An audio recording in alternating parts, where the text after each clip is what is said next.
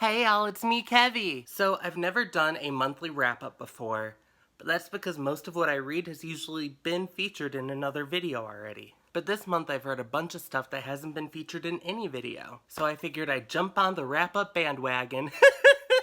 I read 18 books in July. By far the most I've ever read in a single month. Sure, some of them were very short, the shortest being like 3 or 4 pages.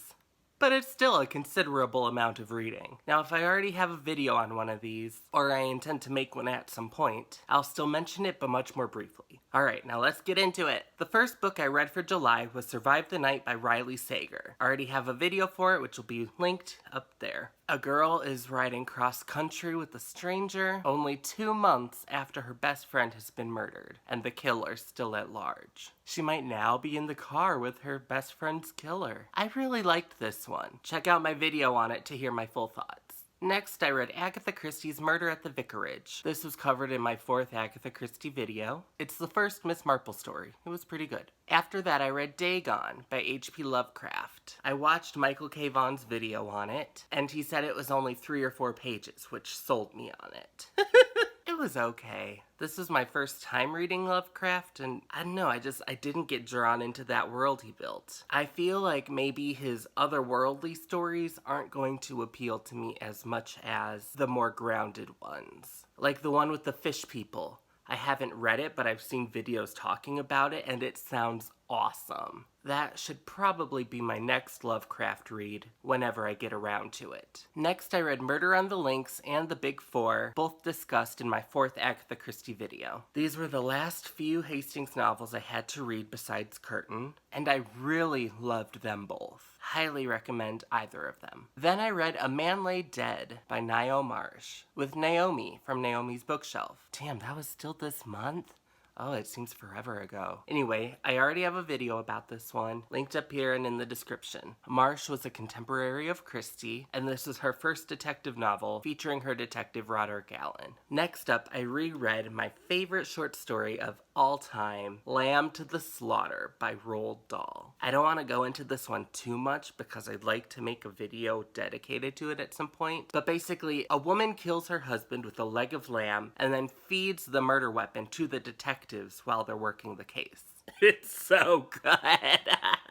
Then I read Curtain, Poirot's Last Case. Again, this was in my 4th Agatha Christie video featured in all those places. Poirot and Hastings return to the scene of their very first case together, in an attempt to solve a murder before it is committed. An Elderly Lady is Up to No Good by Helen Thurston. Read this for the booktube spin. I've already recorded a video for it and it'll be coming out this week. After that, I read Piranesi by Susanna Clarke. I saw Scott from Gunpowder Fiction and Plot talk about how much he hated this one, but it sounded really interesting to me, so I gave it a read anyway. Oh, and I loved it. This is a fantasy novel about a man who lives in a world of endless hallways. He is the only person there, apart from a friend he calls the Other, and spends all his days roaming the halls and admiring the statues contained within them. The world of this book is quite fascinating. Despite these endless hallways being quite obviously indoors, there's weather within them,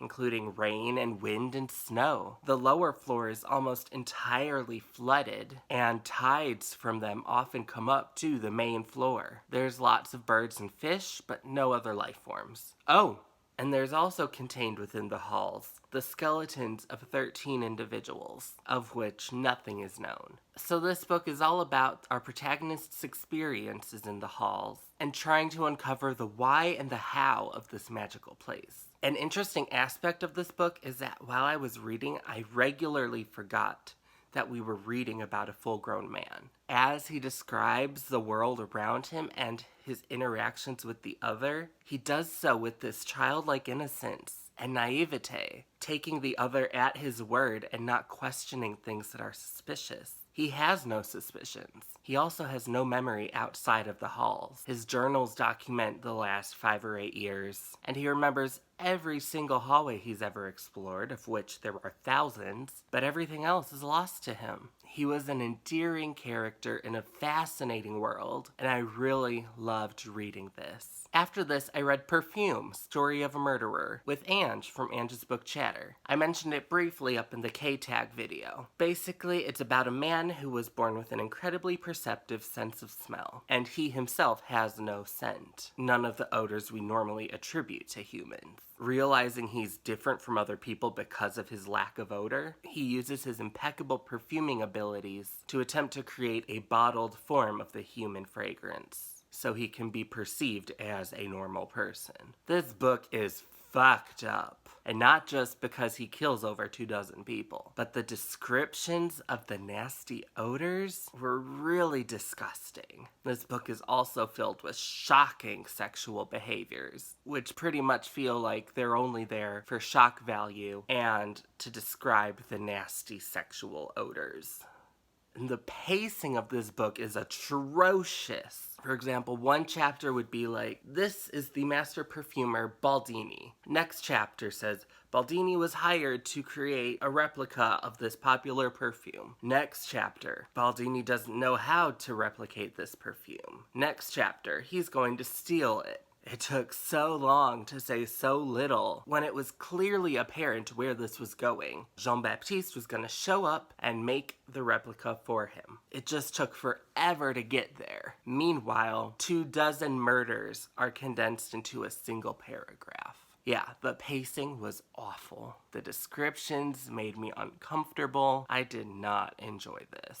Then I DNF'd Kafka's Metamorphosis. I went into my reasons for it in the K-Tag video. Yeah, it was stupid. Intriguing premise, but I was stupefied at how successfully Kafka managed to take that premise and execute it in the most boring way imaginable. Even at 60 or so pages, I couldn't bring myself to finish it. Terrible. Not even worth reading ironically. Just don't bother. Next I read The Bluest Eye, the debut novel from Toni Morrison. Y'all know she's one of my favorite authors, but I felt this wasn't one of her stronger stories. I'm not going to go into it any further right now because I'm saving it for a video down the line. But yeah, this was the first Toni Morrison novel I didn't enjoy. Then I read Epicenter Chicago, Reclaiming a City from Neoliberalism by Andrea Ritchie. I shared this one in my cancel culture video. It's under 20 pages, but it's an excellent read to learn about how segregation and systematic racism affect the black citizens of Chicago. Following this, I read Agatha Christie's Poirot novel, 1-2 Buckle My Shoe, as a buddy read with Sandy from Miss Reads a Lot. I mentioned it briefly in my K-Tag, and will discuss it at length in my upcoming 5th Agatha Christie video, which will probably come in the next month or two, just depending on how long it takes me to read another 7 or 8 Christies. Throughout the month of July, and maybe even earlier because I just have no idea when I even started it, I listened to the Great Expectations audiobook produced by Spotify. I'd play only a chapter or two a day, just listening to it as I got ready in the mornings. This was such a great way for me to experience this novel, because it is just way too long for me to ever read normally. So ingesting it in audiobook format made the story accessible to me, and I think it was well worth that listen. I really enjoyed listening to Pip share his life story, and by far my favorite character,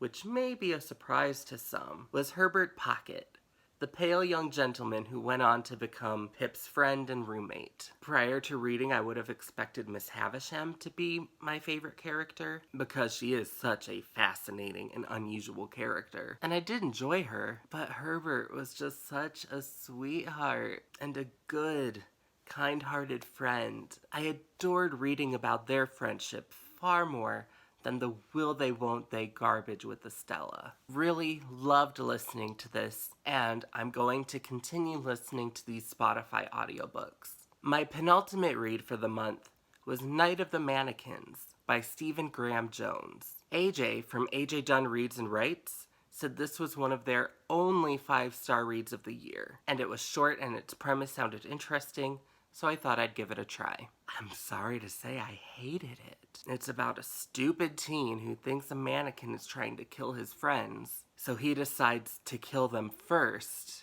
to save them from a fucking mannequin. I thought the premise was cool when I was under the impression that it was the mannequin coming to life and doing the murders. But no. And this whole thing was just so repetitive. Every chapter he's like, oh, well, if I don't kill them, then the mannequin will kill them. And if the mannequin kills them, he might also kill their families.